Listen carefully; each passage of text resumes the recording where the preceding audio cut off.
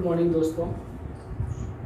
कल वीडियो में मैंने आपको बताया था कि राजस्थान की वे नदियाँ जो बंगाल की खाड़ी में गिरती हैं। उससे पहले मैंने वह बताया था कि राजस्थान की वे नदियाँ जो अरब सागर की तरफ जाती हैं। आज मैं आपको बताने जा रहा हूँ कि राजस्थान की वे नदियाँ जो राजस्थान से ही शुरू होती है और राजस्थान में ही विलुप्त हो जाती है या किसी झील में चली जाती है या विलुप्त हो जाती है। ठीक है, जिससे बोलते हैं आंतरिक परिवहन नदियाँ।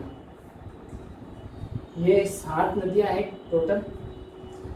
फर्स्ट गगन नदी, सेकंड काकनी नदी या काकनी नदी, थर्ड नंबर पे कांतली नदी या कांतली नदी, शाबी नदी, फोर्थ 5वें नंबर पर मेंथा नदी, छठे नंबर पर रूपारेल नदी और 7वें नंबर पर रूपनगढ़ नदी।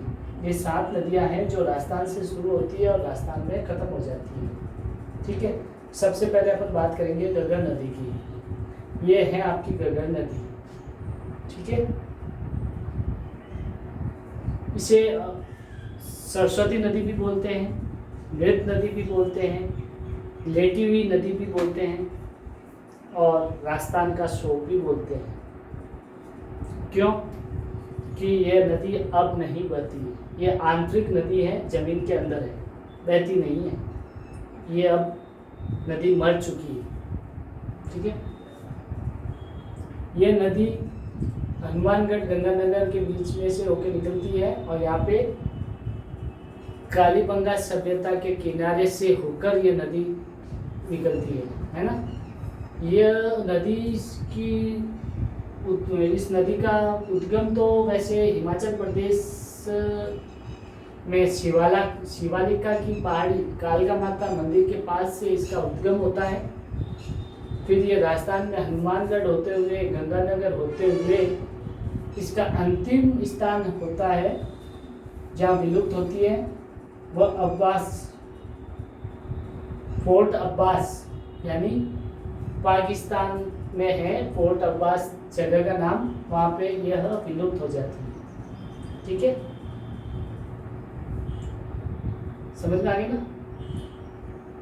अब ये नदी जीवित नहीं है। ठीक है, फिर सेकंड नंबर पे अपन बात करते हैं काकनी नदी, काकनेई नदी, जिसे काकनी नदी भी बोलते हैं और काकनेई नदी भी बोलते हैं।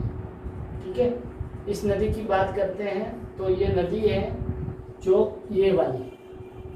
ठीक है, इसका उद्गम स्थल है काकनी नदी का उद्गम स्थल है खंडेलों की पहाड़ी शिखर से शुरू होती है और ये इसका समापन है ना चूरू जिले की सीमा पर यह समाप्त हो जाती है। चूरू जिले की सीमा पर समाप्त हो जाती है।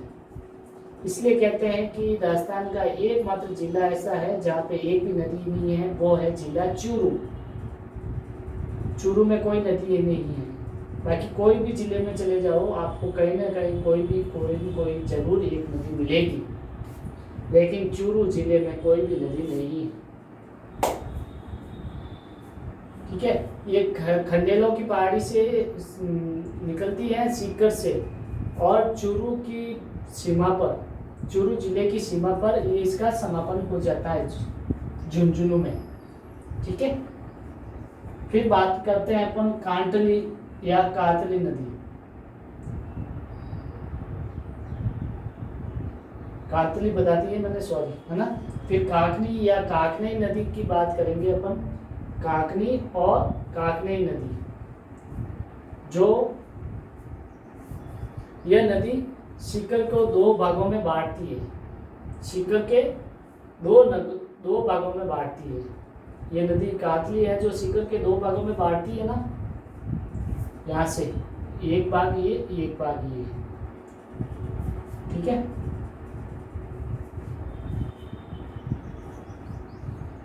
आंतरिक प्रवाह नदी काकनी है। ये काकनी नदी है जो ये सबसे राजस्थान की छोटी नदी बोलते हैं इसको। ये जैसलमेर के कोठारी गांव से शुरू होती है। जैसलमेर के कोठारी गांव से शुरू होती है और ये जैसलमेर में ही मीठा खाड़ी में खत्म हो जाती है, विलुप्त हो जाती है। राजस्थान की सबसे छोटी नदी है, मात्र 17 किलोमीटर लंबी है ना, इसकी लंबाई मात्र 17 किलोमीटर है।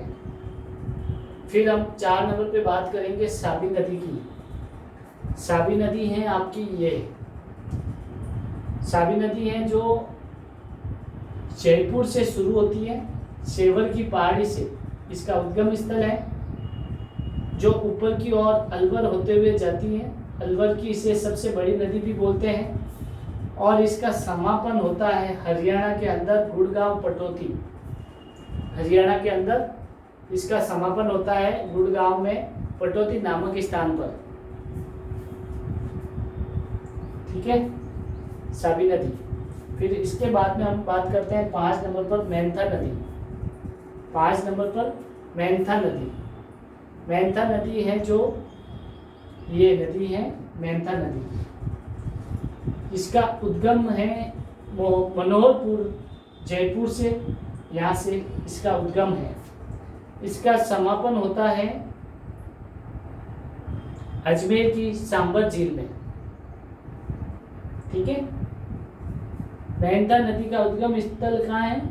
मनोहरपुर, जयपुर। समापन है जो अजमेर में जाकर होता है सांबर झील में।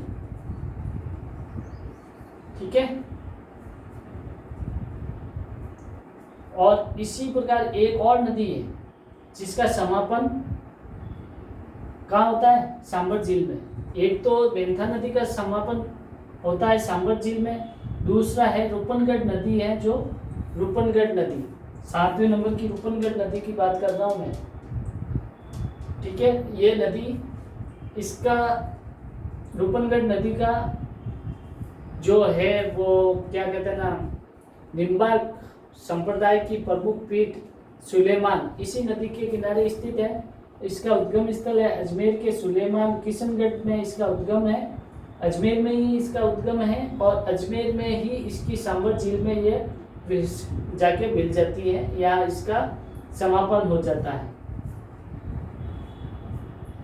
इस नदी की खास बात यह है कि ये निम्बार्क संप्रदाय की प्रमुख पीठ है सलेमाबाद है जो इसी नदी के किनारे स्थित है। ठीक है, फिर नेक्स्ट है 7वीं, मैंने आपको रूपनगढ़ करवा दी है। 6ठी है रूपारेल नदी। रूपारेल नदी की बात करते हैं तो इसका उपनाम लसवारी नदी है, लसवारी नदी है ना। ये है अलवर से, ये है उदयनाथ की पहाड़ी, अलवर से इसका उद्गम होता है और ये विलुप्त होती है भरतपुर में सीकरी बांध पे इसका समापन हो जाता है। ये अलवर से शुरू होती है, उदयनाथ की पहाड़ी से, अलवर से होते हुए ये भरतपुर में जाकर सीकरी बांध में विलीन हो जाती है। यहाँ पर उसका समापन हो जाता है। ये आपकी 7 नदियां हैं जो अंतर्प्रवाही नदियां बोलते हैं, आंतरिक नदियां भी बोलते हैं, जो आपकी कंप्लीट हो गई है बिल्कुल।